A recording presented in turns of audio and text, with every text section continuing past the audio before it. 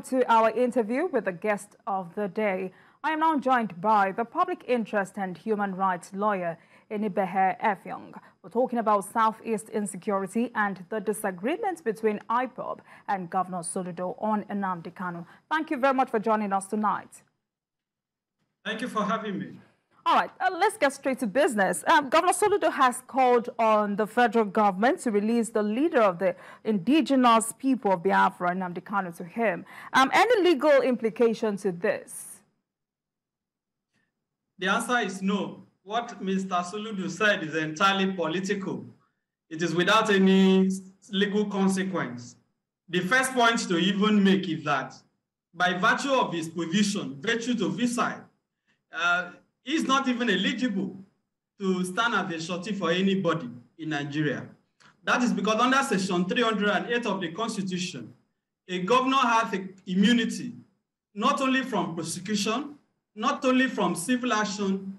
When you look at the language of Section 308, it is very expansive to the extent that any person that is entitled to immunity under that section, the law says no process of court can be issued that is capable of compelling the appearance of that person. Now, what is surety?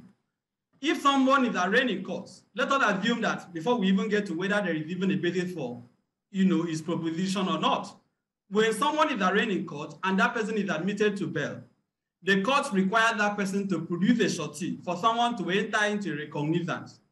Now, in the event that that person jumps bail or violates the term of his bail, and the court is to issue a warrant for the arrest of that person, the court can require the surety to issue cause, to show cause why the sum that the person has entered into recognizance should not be forfeited to the federal government or to the state government as the case may be.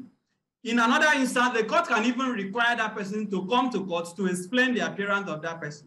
So technically speaking, because of the implications of the immunity clause, a governor is not someone that is capable of standing as a surety for any person in law. It is simply not possible, because that will entail that he has to go to court, depose to an affidavit, sign bail bond and all that. What happens if Nnamdi Kanu does not attend court?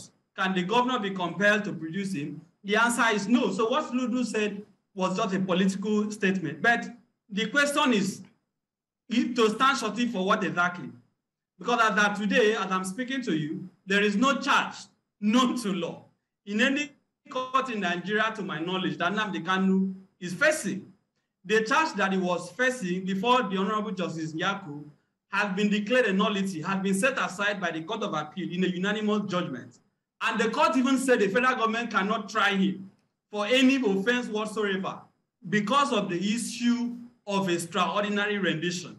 Therefore, as of today, there is no charge in law that Nnamdi Kanu is facing. What has happened is that after the Court of Appeal had given the judgment last October, the federal government applied for a stay, which the court in its wisdom granted, even though some of us have, some jurisprudential difficulties, explaining that judgment. But that is the ruling. That is the ruling of the court, staying that judgment, which Nnamdi Kanu has appealed to the Supreme Court. But as of today, the law remains that Nnamdi Kanu is not facing any trial, cannot face any trial, and cannot be arraigned in any court. So you cannot stand surety for someone that is not standing trial. So for me, what he said was just a political statement, which is not out of place. If the federal government believes that dialogue is a solution to the crisis in the Southeast, that political solution can resolve the agitation that we are seeing, the IPOB agitation, why not? The governor can advocate for his unconditional release. But beyond that, as I said, there is a pending and subsisting judgment of the Court of Appeal, even though same has been stated, that Nnamdi Kanu ought not to face trial. For me, what is important is that the government, the federal government, should examine the issue dispassionately.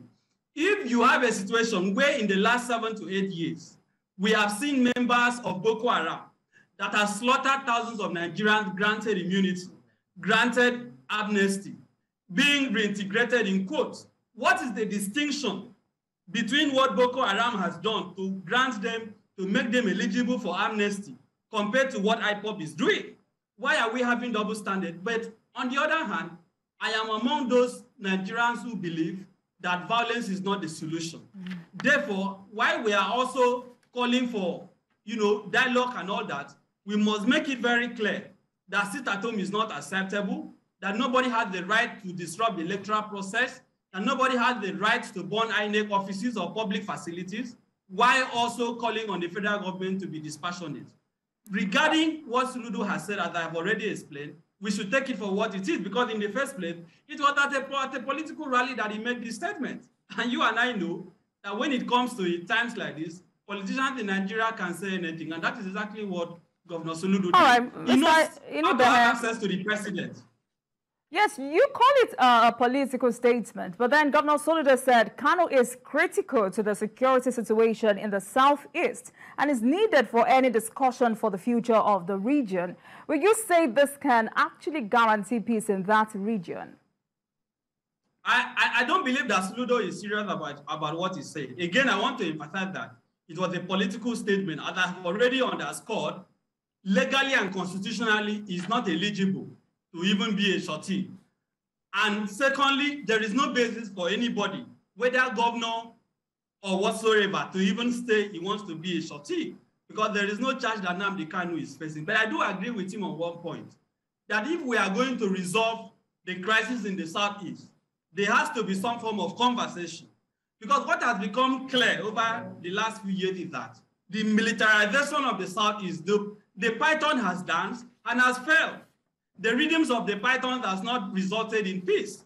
Rather, what we are seeing is increased militarization, the killing of innocent citizens, the burning of the properties of private citizens and public facilities. So to resolve that, it is therefore important and imperative for the federal government to explore dialogue. As that today, it is quite regrettable that there is no evidence that the current federal government of President Muhammad Buhari is even interested in talking to them. There is no evidence. But we have seen clearly how the federal government has treated the issue of the herdsmen. We have seen how the federal government has treated the issue of Boko Haram. Any sincere person can see a departure. On the one breed, we see the government being very... Look at the killing that is going on in the North Central. Just about last night or so, we saw how a reverend father was burned to death. People are being killed, are being attacked all over the place. We do not see the kind of emotion, the kind of passion with which the federal government is approaching this different, aspect of criminality that is going on. And that is the problem. The problem is not even about dialogue. It's not even about trial in any court. It is about the fact that there is a clear bias, there is a clear prejudice on the part of the federal government. That is what has made it almost impossible for this crisis to be resolved. Because if the federal government is dispassionate, we will see a uniform approach to addressing... All right, so what then is the way out of all of this? It looks like the way out is for us to wait for Buhari to leave office. I am not optimistic that anything is going to change between now and May 29, 2023. But I want the federal government to prove me wrong. But if the last 7 years is anything to go by, it will be false hope for anybody to believe that the Buhari government is going to resolve the insecurity that is going on across the country. The government has clearly proven itself incapable. The service chief have not been fired. People have not been held accountable. What we are seeing is indulgence, and that is not how to address a crisis of this nature. When people are claiming that you are victimizing them, you have to talk to them, you have to engage them. Where that fails, you now employ the might of the government and the might of the states. But as that today, there is clearly no willingness on the part of this federal government to engage in any form of fruitful negotiation. All right. Why are they still holding on to Nnamdi Kanu? If they are saying that if they release him, there will be consequences, are they saying that Nnamdi Kanu's movement cannot be monitored, that his activities cannot be monitored? Before this issue even became this terrible, when Nnamdi Kanu was still going about holding rallies and so on, it was not this bad. They were only disrupting traffic and all that. It was when he was taken into custody, the military went to attack people and all that, and the killing started. Now the situation has become brazen criminality. No, at that today, nobody can even kiss, because the Igbos are the major victims now. We have seen prominent people from the southeast region being slaughtered. We have seen public facilities, schools, and so on being destroyed. The Igbos are the victims, the major victims of the crisis in the southeast. That is why Governor Soludo said he has inaugurated. Governor Soludo said he has inaugurated the Truth, Justice, and Peace Committee in Anambra State to get to the root cause of insecurity in the southeast. To what extent can this help? To what extent can this help to solve all of this crisis? It is not out of place, but it's not going to result in anything tangible. I'm saying that because the matter has gone beyond the governor. It is a matter that only the federal government can resolve. It is just like saying that a governor in the Niger Delta state, say, example, my home state, Akwa Ibom, or Delta or Rivers, during the Niger Delta militancy, could have resolved the militancy in the region by constituting a Truth and Reconciliation Commission.